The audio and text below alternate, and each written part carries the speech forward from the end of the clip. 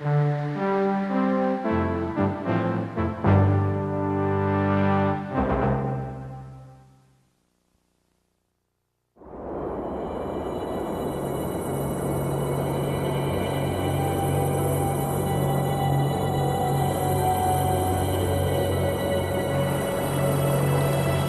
is a world forged by fire and ice. A wonderland with jagged edges. Born of a cataclysmic eruption nearly 2 million years ago, it's been exploding ever since.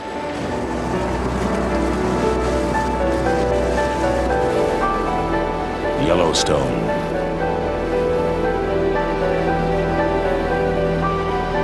This is the first national park on Earth, and perhaps still the greatest.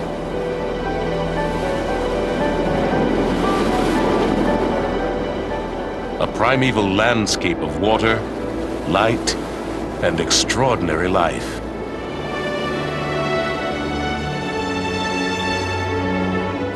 Over the eons, Yellowstone has become an American Serengeti, home to one of the most diverse communities of large mammals on the continent.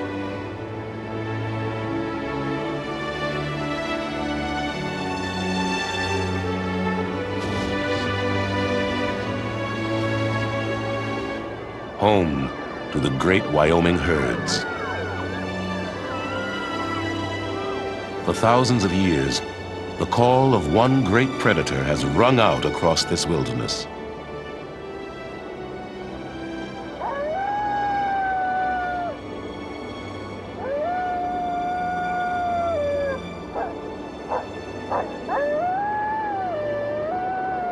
The call of the coyote.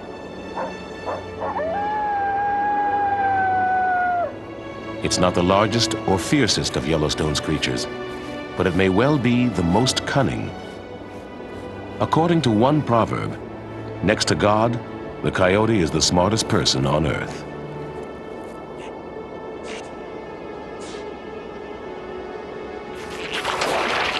If it seems almost human, that's because, like us, the coyote is both cowardly and brave, a schemer and an opportunist. Above all, the coyote is a survivor. It was present at the birth of Yellowstone. It has outlasted the Ice Age, the Stone Age, famines, floods, and still it's going strong. Nearly 1,000 coyotes live in Yellowstone. This could be the story of almost any one. Let's call this one Cain, short for the coyote's Latin name, Canis latrans, the talking dog.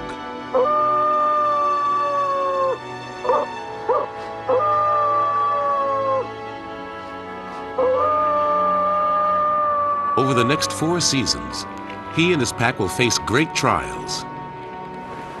This is the story of that year, a year of perils.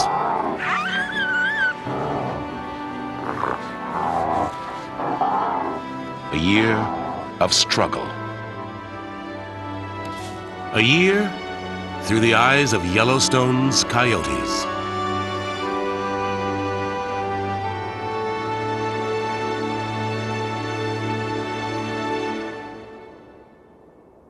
Wandering across the vast horizon, coyotes like Cain watch over Yellowstone.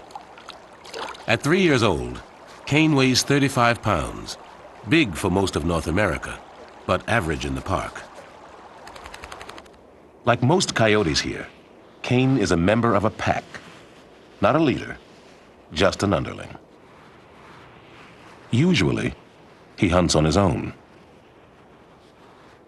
But every day he is pulled back to his home, his family, the group that sustains him, his pack. A family of up to a dozen coyotes rules a territory of a few square miles. The top dogs, the leaders, are a single male and his lifelong mate. The rest are usually their offspring, a mob of siblings. Packs are an uneasy blend of competition and cooperation, snarling and snuggling. But for all the seeming affection, when it comes to food, there's always tension.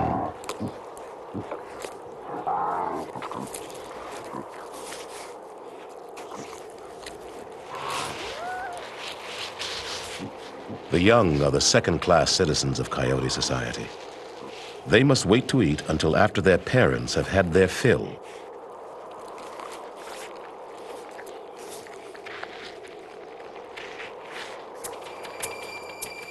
Cain should know he'll also have to wait his turn. But sometimes the temptation, the hunger is too great. He needs to eat now. It won't happen without a fight.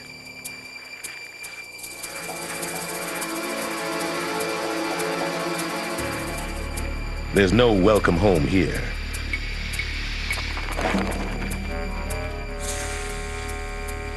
Bared teeth and arched back show Cain's aggression, but his tucked tail and other signs tell the true story.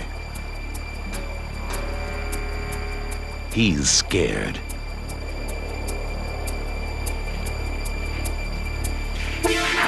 Now he'll have to learn the hard way.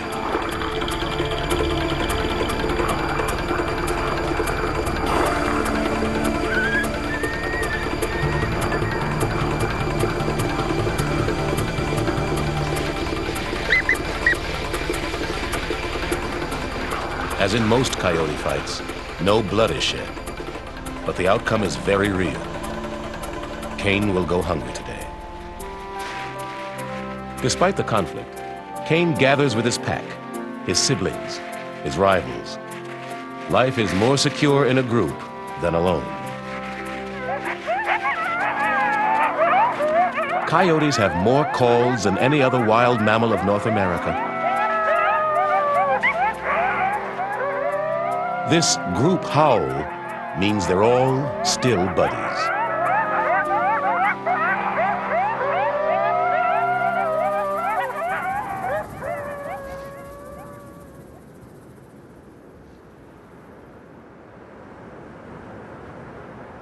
As coyotes rule the land in Yellowstone, another animal dominates the water. It's the one creature that seems to enjoy this brutal season. And it's having a blast, an Arctic blast. For the otter, winter is a special playtime.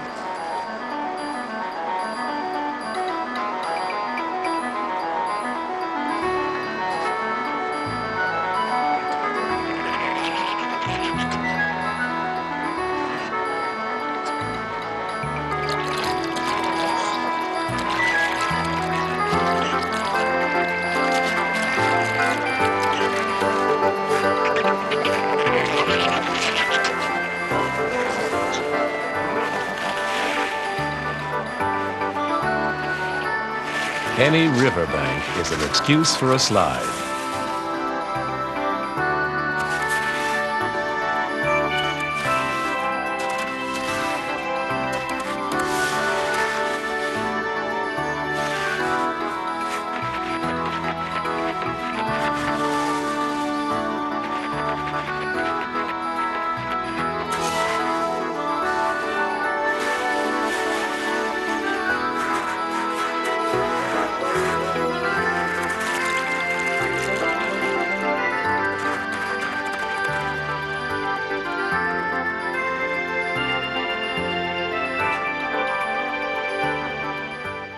From the hills to the valleys, otters create their own highways. For them, it's always rush hour. Zipping along at about 15 miles an hour, it's clear they've raised commuting to a high art.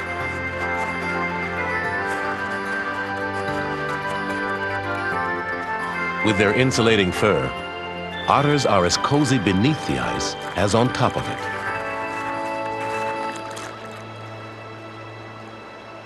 And since open water can always be found, even in winter, otters don't face starvation like most of Yellowstone's creatures. Fish are abundant and sluggish from the cold. But catching the fish is the easy part. To eat it, the otters have to surface. And that's exactly where the competition is waiting.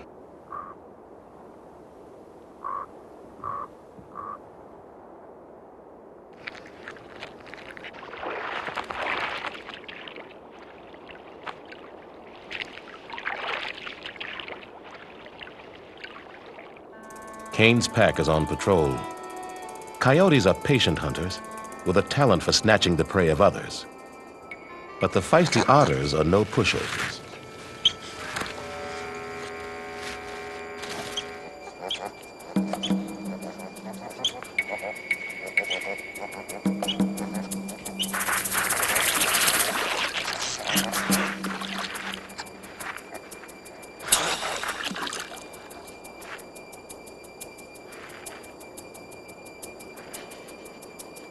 Coyotes are most successful working as a team.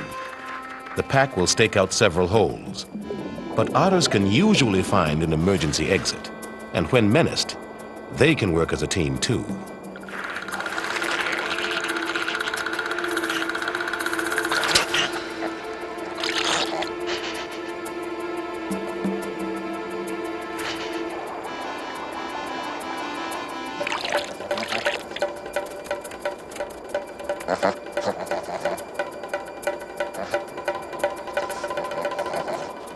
Ever scheming, Kane sets his sights on a new prize.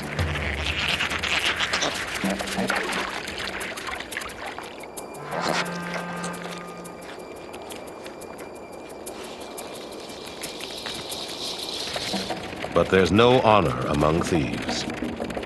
Kane's pack runs him down.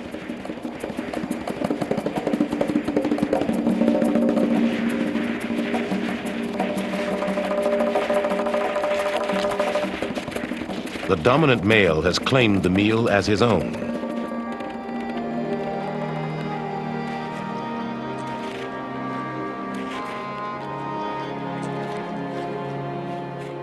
Once again, Kane is left frustrated. Life in a pack can sometimes seem unfair.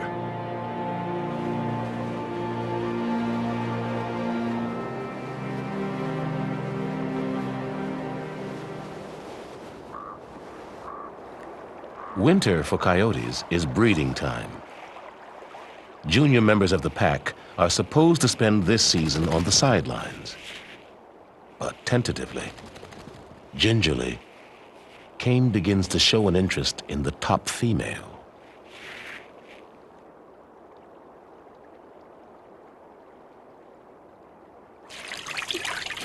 The male leader won't put up with it.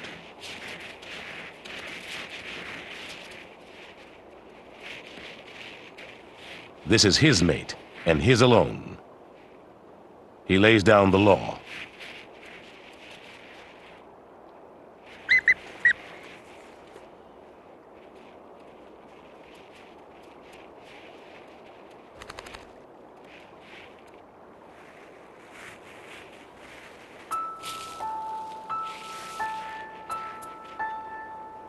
The ruling male has a dilemma. Should he stay to guard his mate? Should he head out after food? Hunger wins out.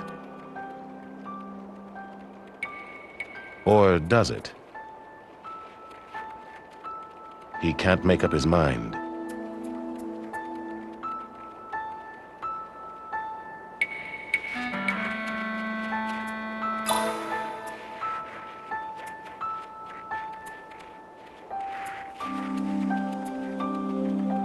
Kane sees an opportunity coming.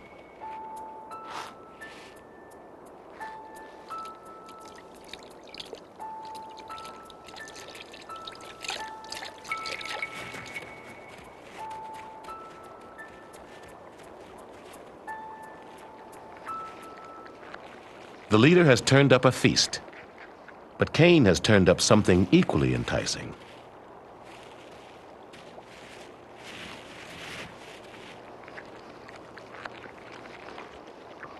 As an underling, Kane is supposed to help raise the young, not sire them.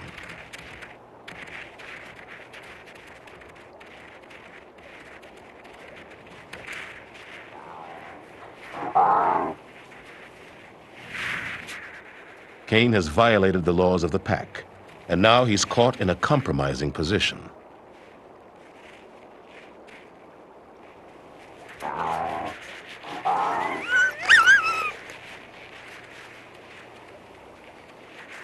The leaders head off, But they're not through with Cain yet. The pack's sentence, when it comes, will be harsh. The battered Cain will face the worst penalty: expulsion.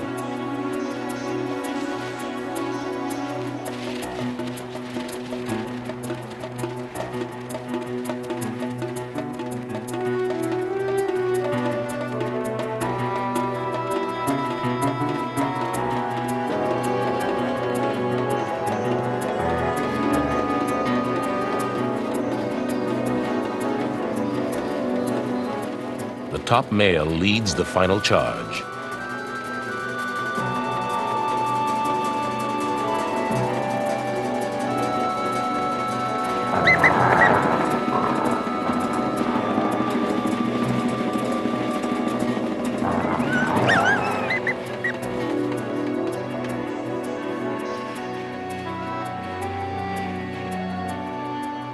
Cain's companions have cast him out.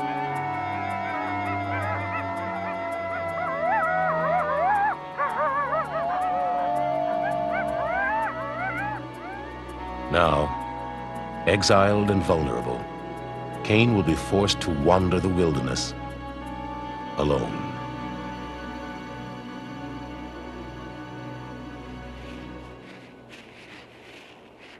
For a lone coyote, the odds are never good. Cain's chances of dying this winter have just tripled.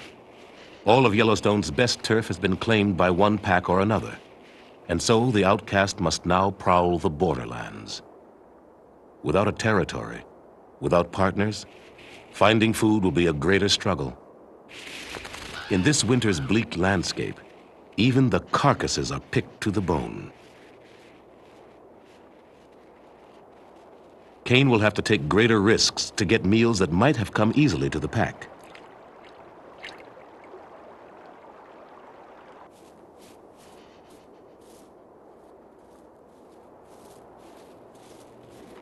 He is forced to go it alone against creatures like the golden eagle.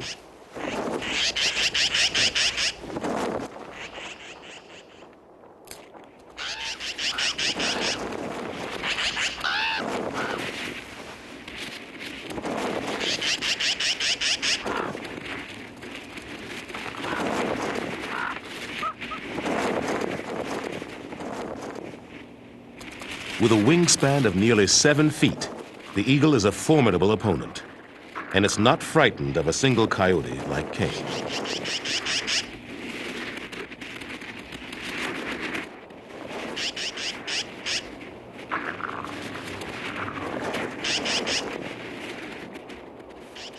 Cain's perils are in fact just beginning.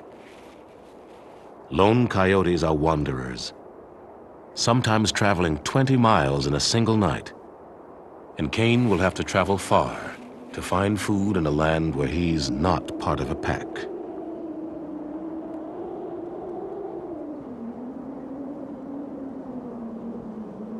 His best hope is under the snow.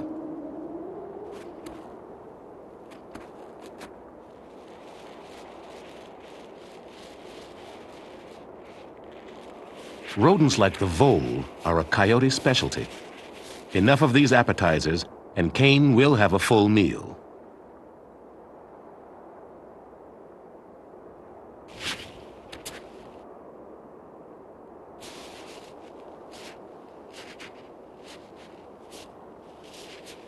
Not that coyotes are finicky.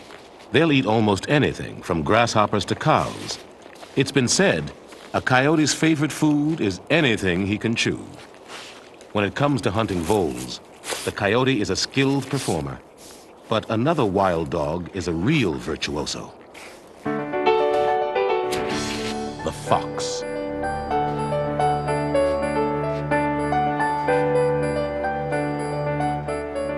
With its sharp ear, the fox pinpoints its prey, and when it strikes with style.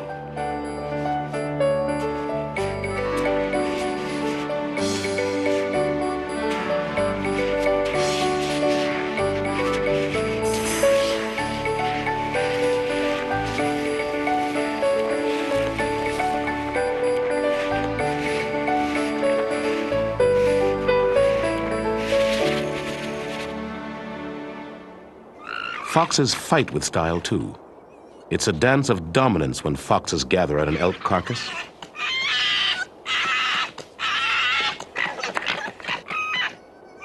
Foxes, unlike coyotes, don't live in packs, and encounters are usually testy.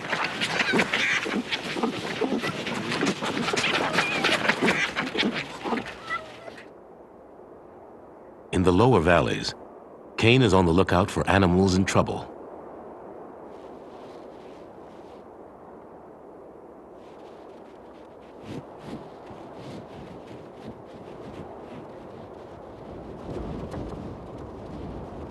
Once the buffalo roamed the West in the millions. Then they were all but eradicated. In the bison's most desperate hour, Yellowstone sheltered the only wild herd in the United States.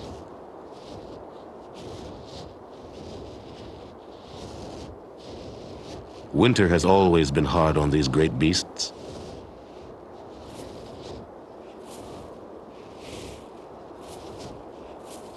But even in the lethal cold, one thing has always made Yellowstone a haven. The geysers. A single geyser like Old Faithful can erupt with enough energy to melt tons of ice.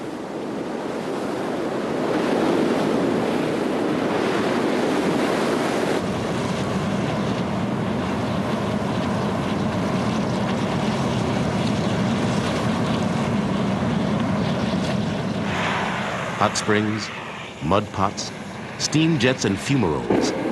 These are the vents for the Earth's great boiling energy.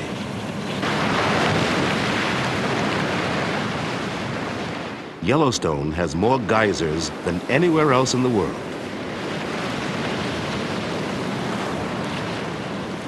In the depth of winter, when the sub-zero winds bite, the bison cluster around these oases of warmth. Here, grass still grows, covered only by a thin layer of snow that the bison can plow with their heads. But sometimes, the snow hides ice kept thin by the hot springs. Buffalo can weigh up to a ton, but their legs are narrow and pointy. On thin ice, that's a treacherous combination.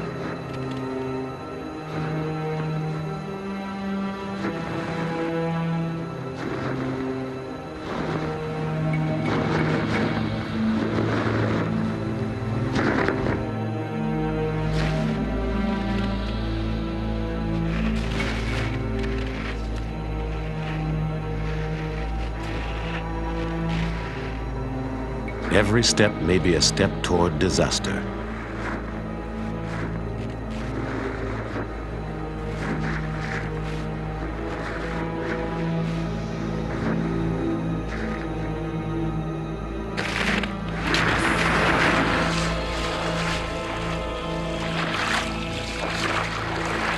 In Yellowstone, the things that give life can also claim it back.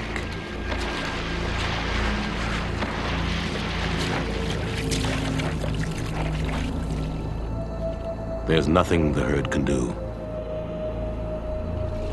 No lifeline they can throw.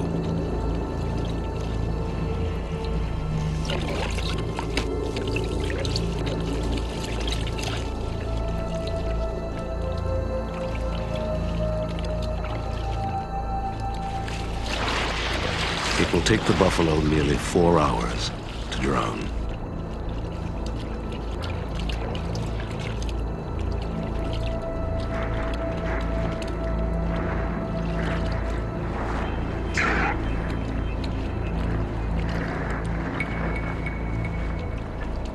Death is a long time coming on the high plateau.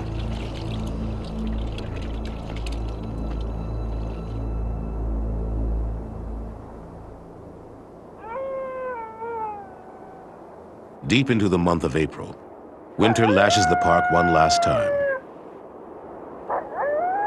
Yellowstone is chilled, frozen under a great white cloud.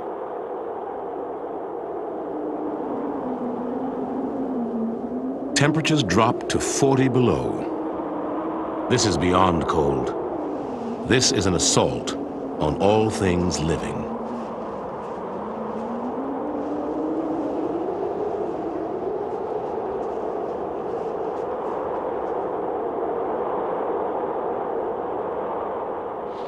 If a coyote knows loneliness, this must be the loneliest time.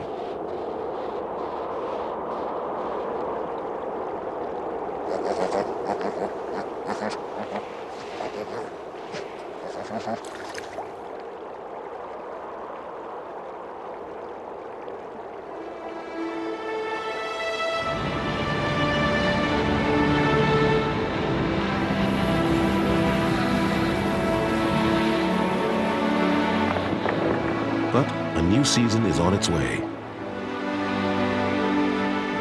With every passing day, huge cracks rend the ice and shatter the crust of winter.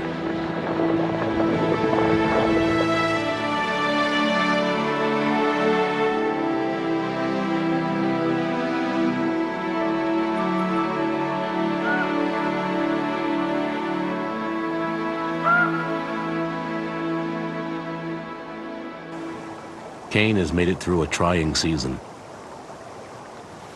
But now he must do more than simply endure.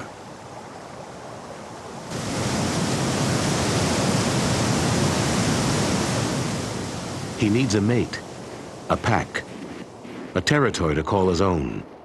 Sooner or later, he must find these, for without them, his life will be desolate and brief. With the coming of spring, food is emerging everywhere, and Kane is on the prowl.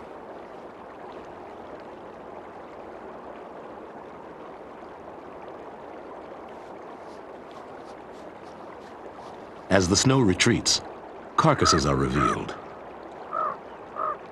Among them, the bison that drowned in the winter.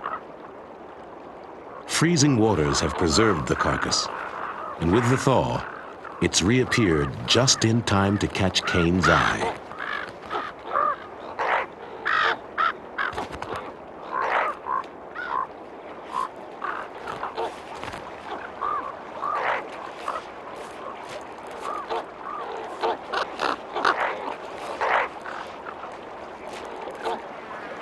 The new season feeds on the remains of the old.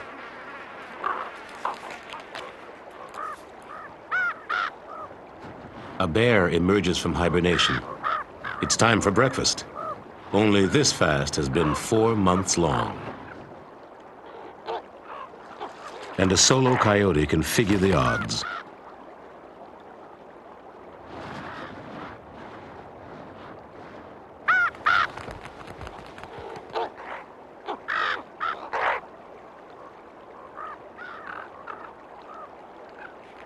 The grizzly settles down to enjoy Kane's meal.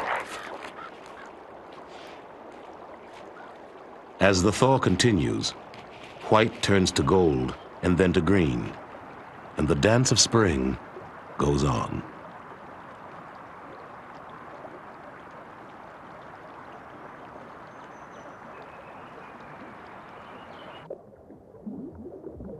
With great urgent leaps, the cutthroat trout migrate up the Yellowstone River. Many will end up as food for predators along the banks, like the osprey, the magnificent fish hawk.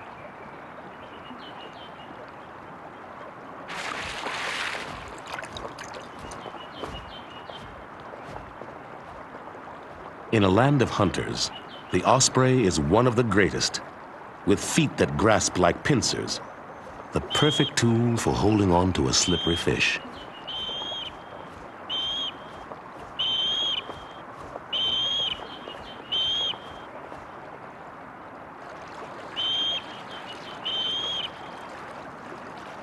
Every morning, the river brings a new feast to the osprey's door.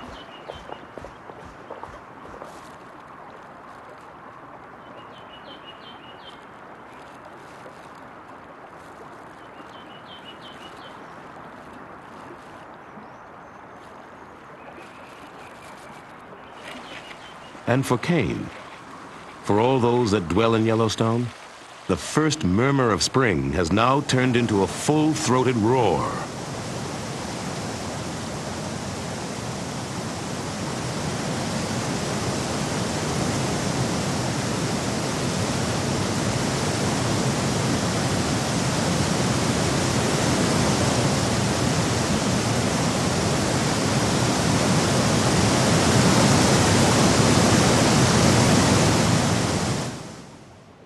With so much food in abundance, life is flourishing everywhere.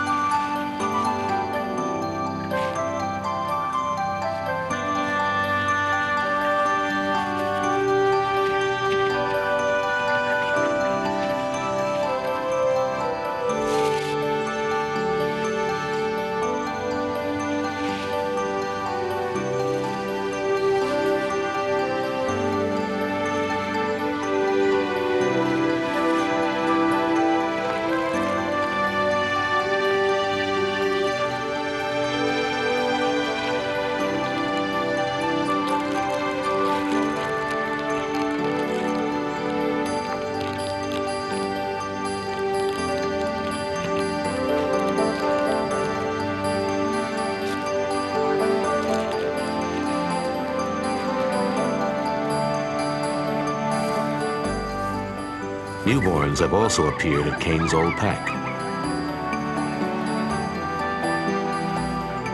2 months of gestation have led to this. 5 new members of the pack. 5 potential partners. 5 potential rivals.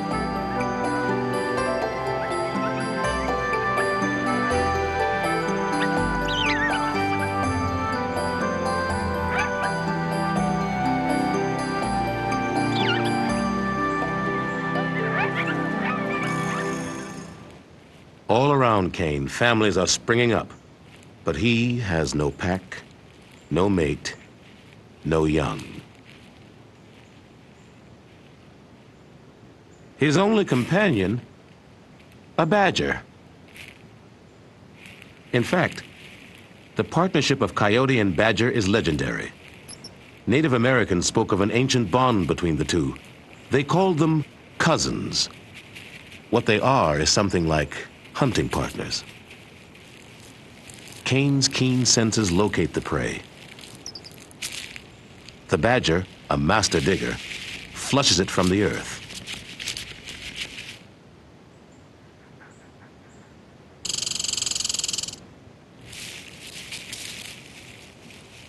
Above ground, the coyote keeps watch for fleeing prey.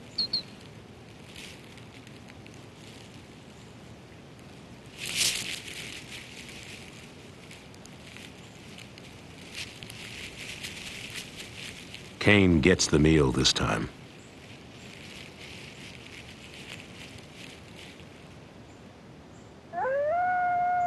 But his deeper hunger endures. He needs a mate.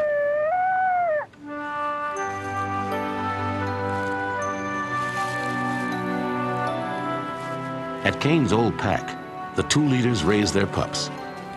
But they have help. Other pack members pitch in to watch over the pups.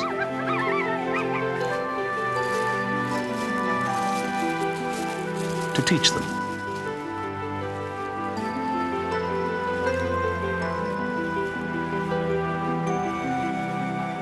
To protect them from threats.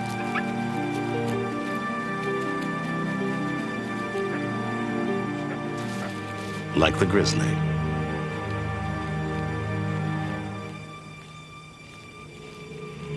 A half-ton beast with 5-inch claws is an unwelcome visitor.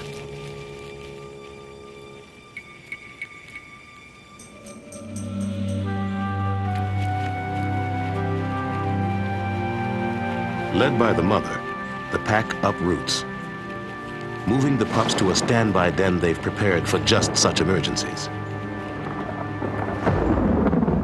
But nature holds other threats for the coyotes. Each year, the park must face a trial by fire. The Great Inferno of 1988 was the most ferocious to scar the region in 2 centuries. But almost every year, lightning sets Yellowstone aflame.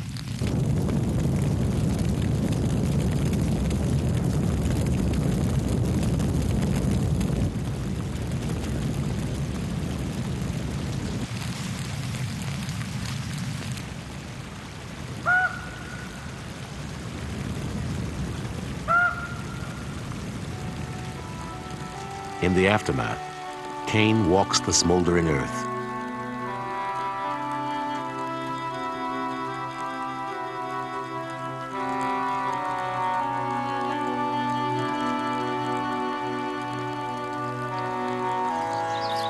His quest for a mate has led him far. But he still has many difficult miles to go.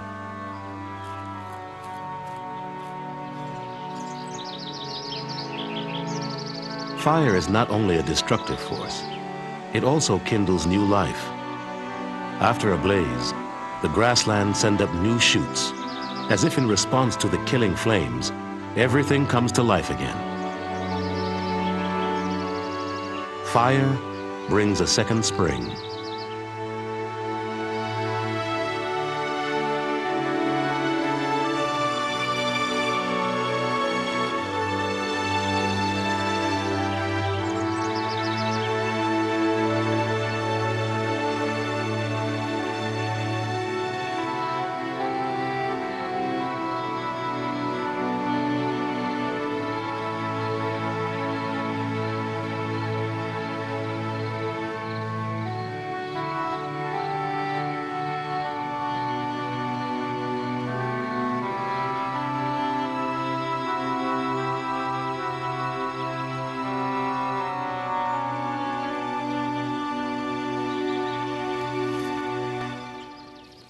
It is a time of beginning for the pups, too. They have survived the blaze and are growing rapidly. Weaned in their 2nd month, they're too big for the den now. They've moved into a kind of fort tucked away under a tree.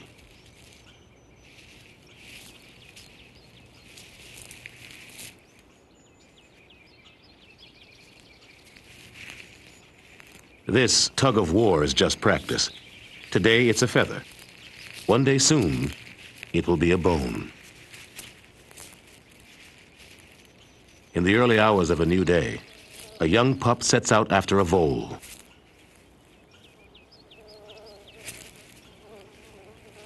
But he can barely handle a bee.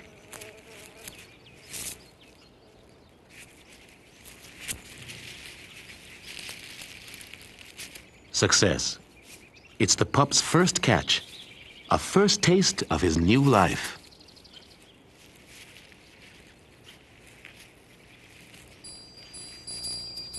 The pups are becoming more assured.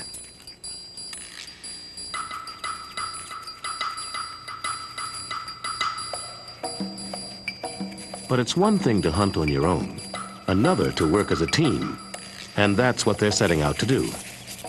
Their target, a badger. The pups aren't old enough to know they're supposed to be partners.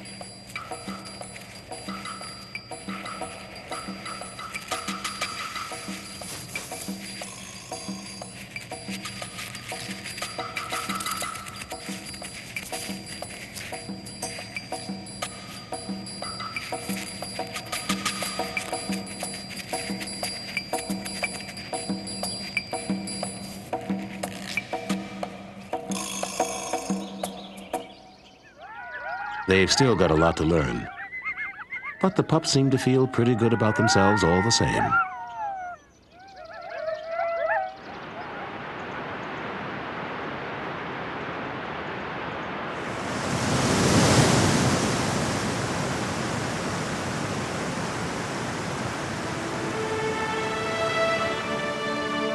Year after year, the drama of Yellowstone's seasons plays out on a grand scale.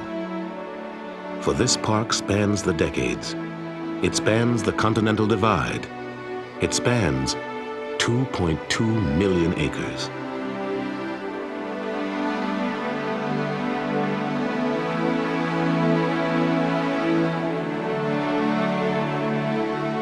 Yet for all the enduring panoramic beauty of Yellowstone, there is another face to this park, rougher, more unformed, almost otherworldly.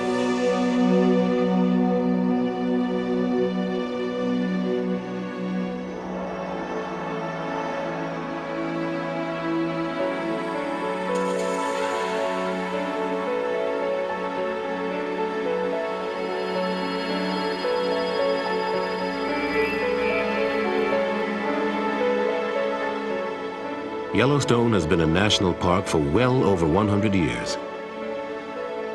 And yet, in a sense, it is built anew every day, boiling up in great basins of sulfur and mud.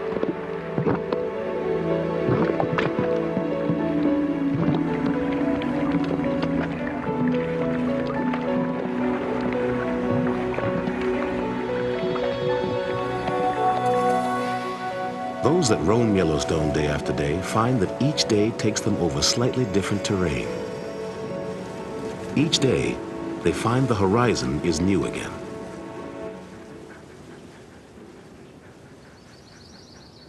After 6 months alone, Cain catches sight of a potential mate. She was cast out from her pack during the food shortage last winter.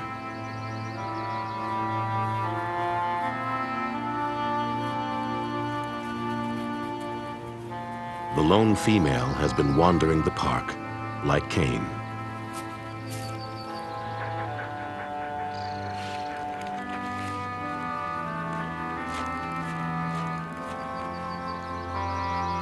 The two coyotes offer something precious to each other, a partnership, the promise of a family. Once paired, most coyotes will mate for life. And this first date has gone very well. Together, they will hunt through the grasslands. Together, they will search for a home. Finding one won't be easy. In fact, it will be the challenge of their lives. All the surrounding territories are held by large packs, and turf won't be taken without a fight.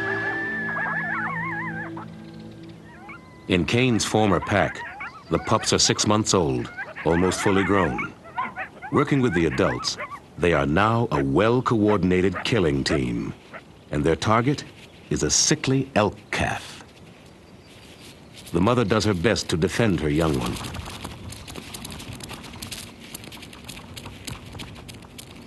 But it's no use. The coyotes claim their prey. Long after her battle is lost, the mother continues to fight.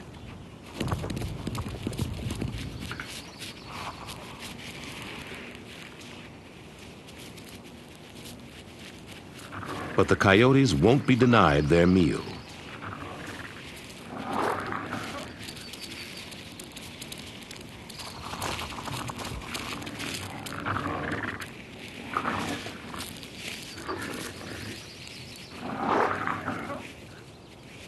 In the cruel equation of Yellowstone, the death of the elk calf means life for the young coyotes.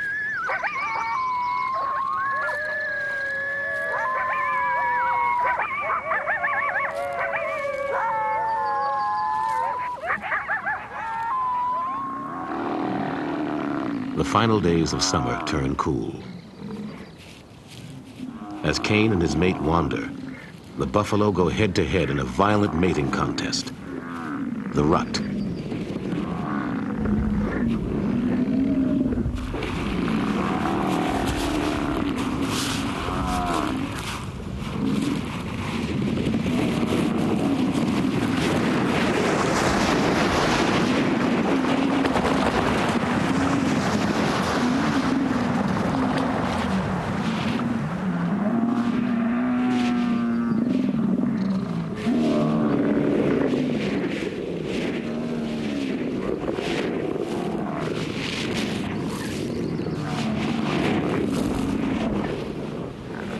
The males are well dressed for battle, their heads and shoulders padded with extra wool to absorb the pounding.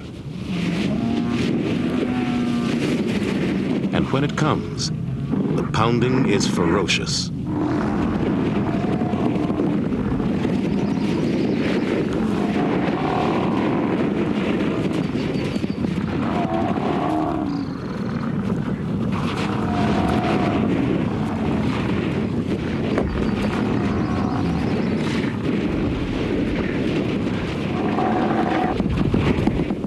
For the losers, the cost is sometimes death.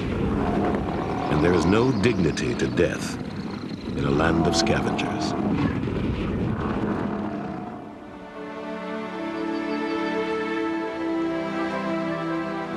The colors of fall herald the return of freezing temperatures. For Cain and his mate, now comes a critical test. They've hunted side by side, but now they must hunt as a team. An injured mule deer seems an easy target.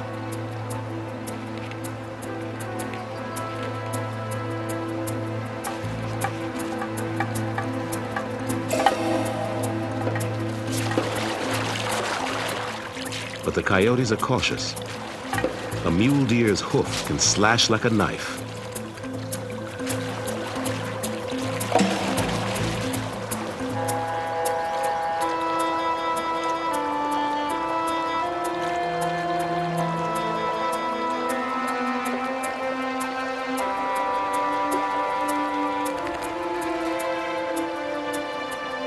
The pair just can't get the job done.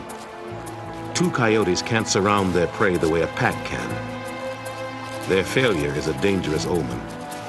For a pair that can't make a kill, winter will be an ordeal, a deadly ordeal.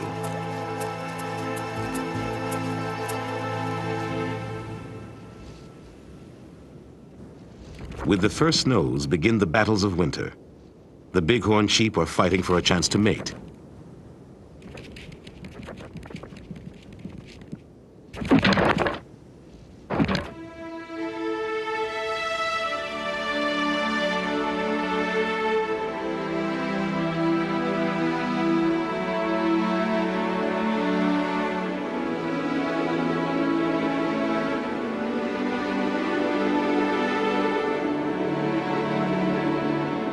Now, all of Yellowstone's creatures must once more fend off starvation.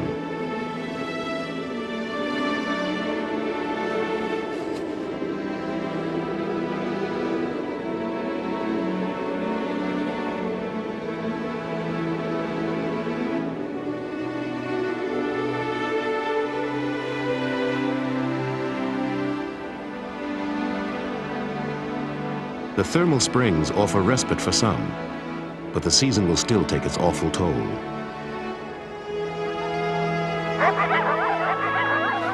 The odds against Cain and his partner grow with each passing week. Without a pack, hunting is difficult. Holding a territory, even more so. Without a pack, they stand less chance of surviving or of raising young. Rivers are natural turf boundaries, and to cross the line into another pack's domain is to risk confrontation. But for the hungry pair, now is the time for risk. They can't resist the lure of a bison carcass.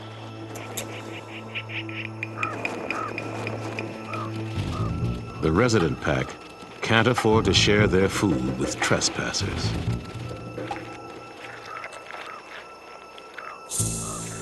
A clash is coming. And for Cain, it will have a special significance.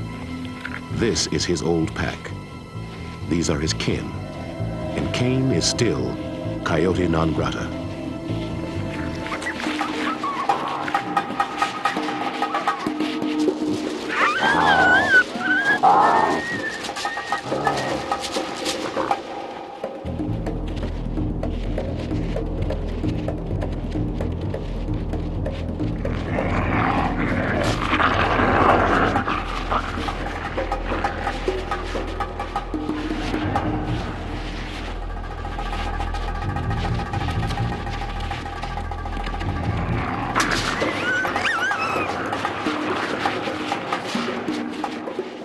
Vicious as it is, this battle won't go to the limit.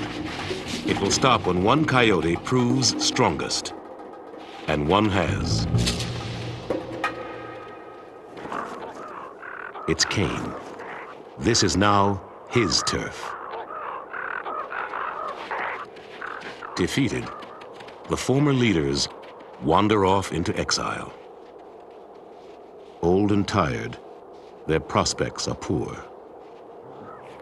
Cain and his mate claim one of their rewards, the right to eat first.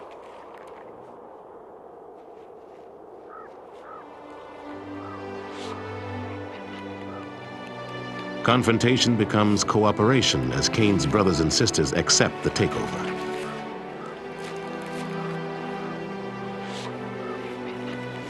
They all settle in for a banquet.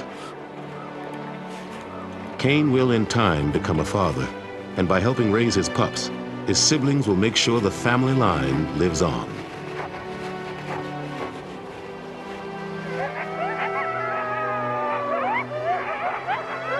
Sibling rivalry turns to revelry of a sort, and Cain's pack begins life anew.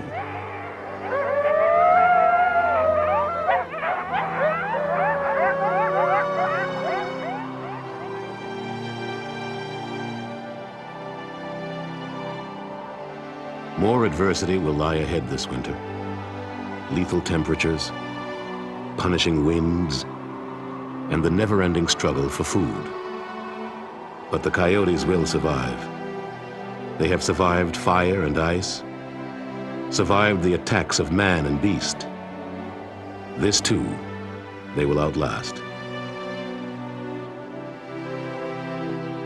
There is an Indian tale that states, the coyote will be the last animal on earth. After the buffalo are gone, after man has disappeared, all that will be left is darkness. And in the darkness will echo the call of the coyote.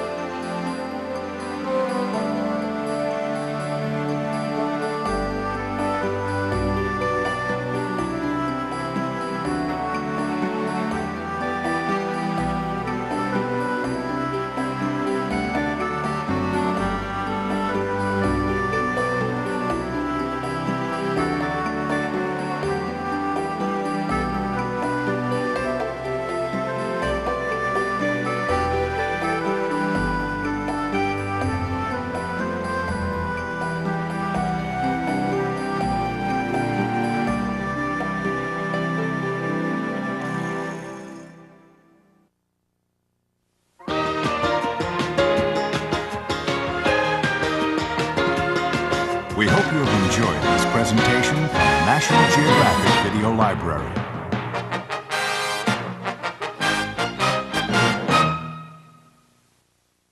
Coming soon on the National Geographic Specials. First time I ever went to a zoo, I saw the elephants and I knew right then what I wanted to do. I can't think of any other job that captures your feelings and your heart like interacting with these animals. We have to take care of the animals we have. Everybody pretty much has to be a keeper. Join me, Glenn Close, for Keepers of the Wild, a new National Geographic special.